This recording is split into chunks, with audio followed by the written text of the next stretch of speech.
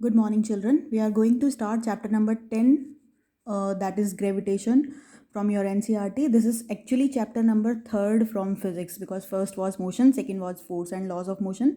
So, this is chapter number 3rd from physics, third chapter from physics part. So, let us start this chapter. This is all about introduction. Let me read it in a forward way.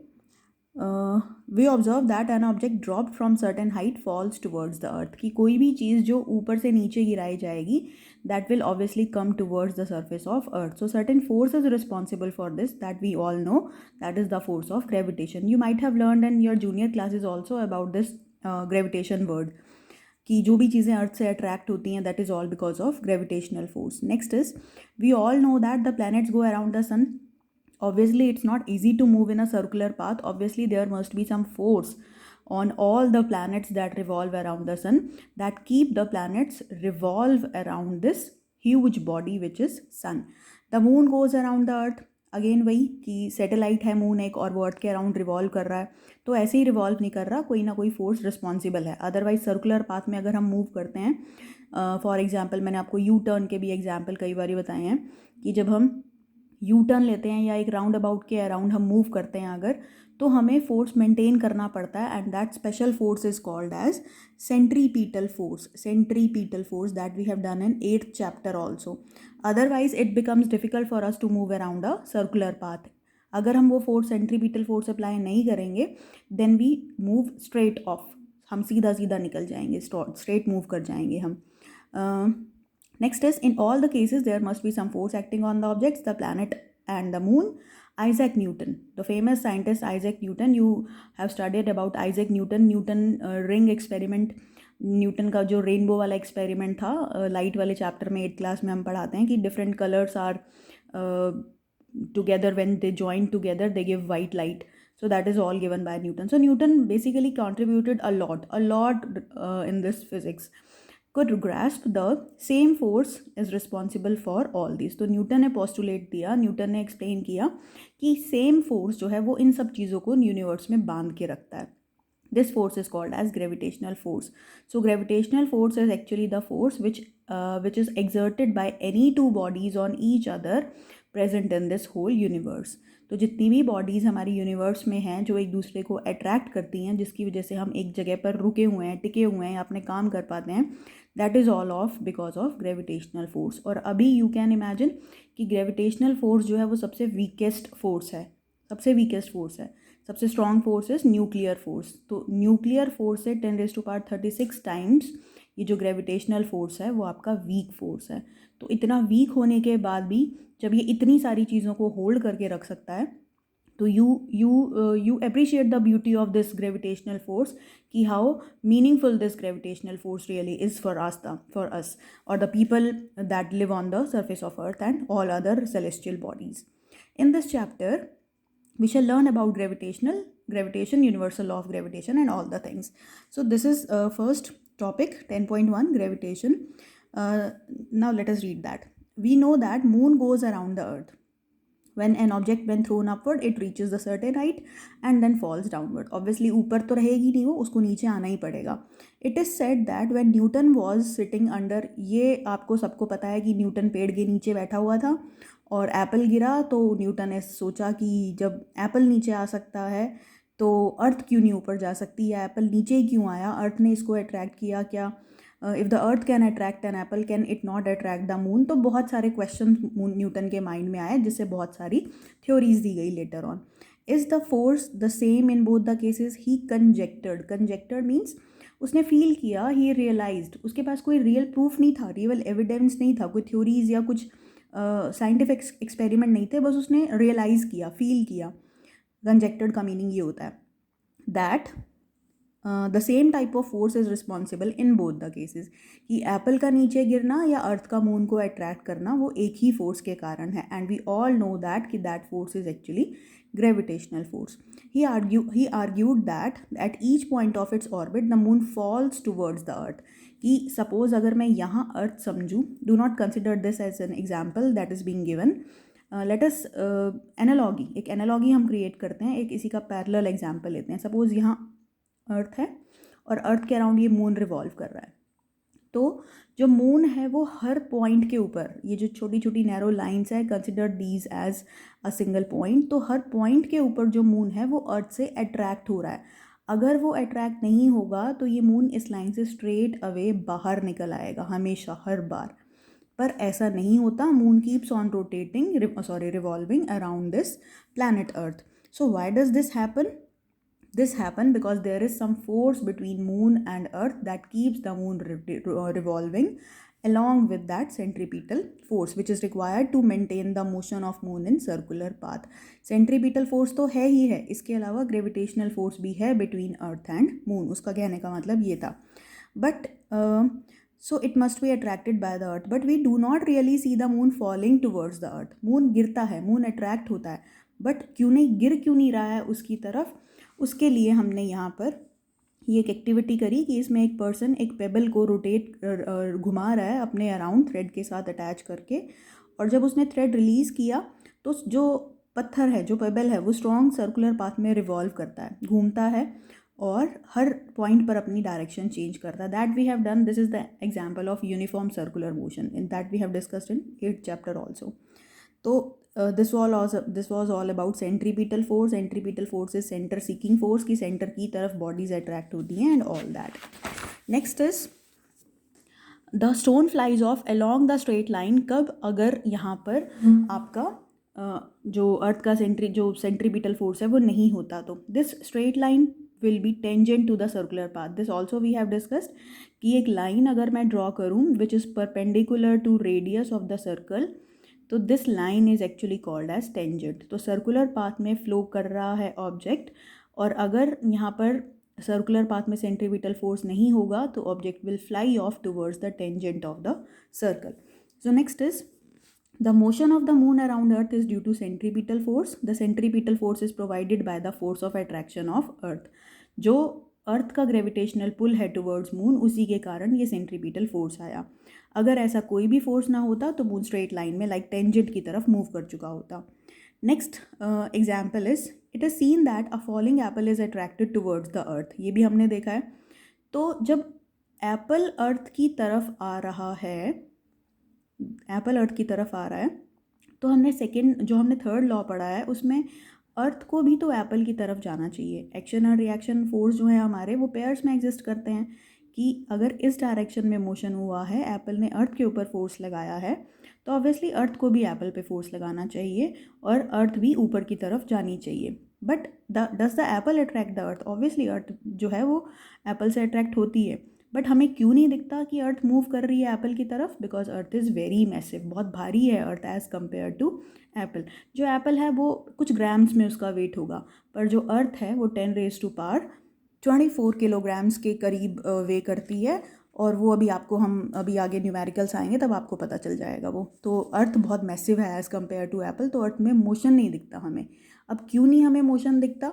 क्योंकि हमने एक formula पढ़ा है second law से कि F = m/a। तो यहाँ से अगर मैं m की वैल्यू लिखूँ तो m = F/a। This means m and a are inversely related to each other, एक दूसरे के ऑपोजिट रिलेटेड हैं। अगर मास बहुत ज़्यादा होगा तो उसमें एक्सेलरेशन प्रोड्यूस बहुत कम होगी। इसी वजह से एक्सेलरेशन प्रोड्यूस नहीं होती अर्थ के अंदर, क्योंकि मास बहुत ज़्यादा है।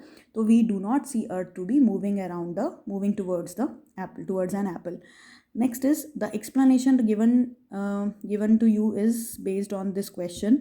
According to third law of motion, the apple does attract the earth. Attract होती है, but according to second law, the given force acceleration is inversely proportional. So this all I have done.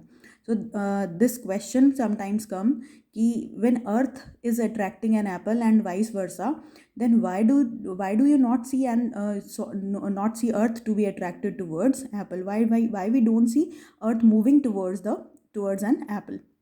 So this is the question. This I think you will be getting in this main exercise also. Next is, in our solar system all the planets go around the sun. By arguing the same way we can say that there exists force between sun and planets.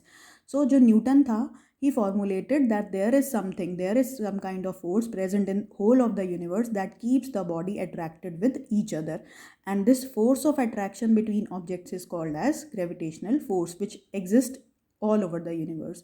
So this is the definition for gravitational force. The force of attraction between objects present in this universe is called as gravitational force. And this phenomena, ये जो process है, ये जो natural process है एक दूसरे को attract करने का in this universe, that phenomena is called as gravitation. See, there is a difference. There is a minor difference between gravitation and gravitational force. Gravitation is a phenomena, is a process, is a natural way. But gravitational force वो force है जिससे दो bodies, कोई भी दो bodies universe में एक दूसरे को अट्रैक्ट करती हैं. So next is very important topic which is universal law of gravitation. Why this is called as universal law? Because it is fulfilled, it is obeyed by all the objects present in universe. Anywhere you go, this law is obeyed. So ये universal law of gravitation है. तो the statement for this law goes like this कि if every object in this universe attract every other object with a force which is proportional. I hope the meaning of proportionality word or proportional is now clear to you. This we have done in second law of motion in 9th chapter. If you don't remember, then go to that video, watch that video first. Proportion to the product of their masses. Whose masses? Any two objects that we are talking about. And inversely proportional to the square of distance between them. किसके बीच में? उन्हीं दो objects के बीच में जिसकी हम बात कर रहे हैं. So the force is along the line joining the centers of object. Till here you can write the statement for universal law of gravitation. This is universal law of gravitation. So now consider the situation. Let us assume that we have two objects, A and B. Let this bigger object has mass m and this smaller object has mass small m. Obviously, due to their sizes, we have used these indications. So this is the theory. Now this all from this point to till last, whatever I'll tell you, that will be the mathematical formulation of universal law of gravitation. This is statement. Question arises sometimes कि state universal law of gravitation. For that you have to write just this much. But if you get the question like state universal law of gravitation and write mathematical formulation of that, तो you have to write all these things also. ठीक है, जहाँ तक मैं बता रही हूँ अभी नेक्स्ट वहाँ तक आपको लिखना है ये. तो अब थ्योरी है यहाँ पर. कोई भी हम मैथमेटिकल फॉर्मुलेशन करते हैं तो हमें थ्योरी लिखनी होती है. Let two objects A and B of masses M and M lie at a distance D. D मतलब आप डिस्टेंस लोगे कहाँ से? From centre to centre of the object. Each word I am talking is really very important. So pay attention for this chapter because this is a bit typical topic. Centre to centre, क्योंकि ये जो मैं centre to centre बोल रही हूँ ये बहुत meaningful line है, ये बार बार यूज़ होगी. तो this is centre to centre distance है. यहाँ एक्सट्रीम कॉर्नर से नहीं लेना, सेंटर टू सेंटर लेना है. Next is according to universal law of gravitation, the force between two objects is directly proportional to the product of their masses. Force between two objects is directly proportional to the product of their masses. Next is, and the force between two object is directly proportional to the product of their masses, like F is proportional to m into m, and force between two objects is inversely proportional to the square of distance between them. जो force है वो inversely proportional है distance के. Inverse proportion है तो हमने reciprocal में लिया, डायरेक्टली प्रोपोर्शनल था तो हमने ऐसे लिया. Next is combining equations. Combine किया हमने तो we will get F is directly proportional to, दोनों इक्वेशंस को कंबाइन कर दिया, m into M by D square. तो ये आ गया कि अगर आप मासेस का प्रोडक्ट के देखो तो फोर्स डायरेक्टली प्रोपोर्शनल है. इस प्रोडक्ट को आप इंक्रीज करोगे या इंडिविजुअल मासेस को इंक्रीज करोगे then force will increase. But if you decrease these two, force will also decrease, but opposite of that will happen to force in this case. Now combining these two equations we will be having F is directly proportional to this much. Now I have told you that constant of proportionality has to be removed for numerical problems because this is all about physics. That has to be changed into mathematical terms. So for removing this we need to put equal sign along with some constant. So in second law of motion that constant was k and its value was 1. But here this constant is capital G. the constant of proportionality and is called as universal gravitational constant. और उसकी value के लिए हम आगे चलते हैं अभी. Next is जी की वैल्यू आपके पास ये आ गई, G equals to F D square by M M. इसी फॉर्मूले से, इसी चीज़ से हमने ये निकाल लिया, जी के लिए हमने इनको ट्रांसपोज कर दिया और ये आ गया आपका G equals to F D square by M M. तो द यूनिट ऑफ जी के लिए हमें क्या करना पड़ेगा, इन सब क्वांटिटीज़ की हम यूनिट पुट करेंगे and we will be getting the value, the unit for G. Like unit of force will be newton, D metre square, kilogram and kilogram. So unit of G will be Newton meter square per kilogram square. And the value of G was found out by Henry Cavendish. This question comes in 1 mark question ki who found out the value of G, capital G, which is gravitational constant.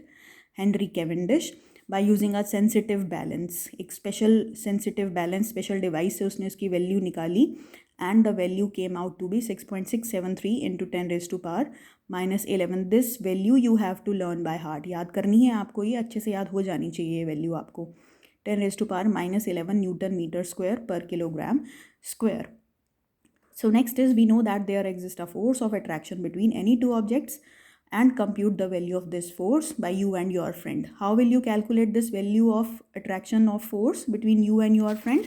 Like if you are sitting 1 meter apart from each other, 1 metre अगर आप दूर हो और आप दोनों का ही मास, suppose एक का मास 40 किलोग्राम है, एक का मास 50 किलोग्राम है, और जी की वैल्यू हम ऑलरेडी पता ही है हमें कि कितनी है, 6.673 into 10 raised to power minus 11. So you just put the values and take out the value of force. Now there is blue patch question. State the universal law of gravitation. That we have done this. Next is write the formula to find the magnitude of gravitational force between earth and an object. So this is the same formula like this, g m by d square. This is the formula, but here you have to mention, like m is for earth, mass of earth, and small m is the mass of any smaller object placed on the surface of earth. Next part is importance of universal law of gravitation. So this all you know कि gravitation क्या करता है, gravitation कैसे काम करता है, तो ये उसी से related 3 points है. bind करता है earth को, नेक्स्ट इज़ मून का जो मोशन है अर्थ के साथ उसको, डिफरेंट प्लैनेट्स का जो मोशन है सन के साथ, टाइड्स जो बनती हैं ड्यू टू मून एंड सन, वो सारा ड्यू टू ग्रेविटेशनल पुल की वजह से होता है. So with this we have completed one topic like universal law of gravitation.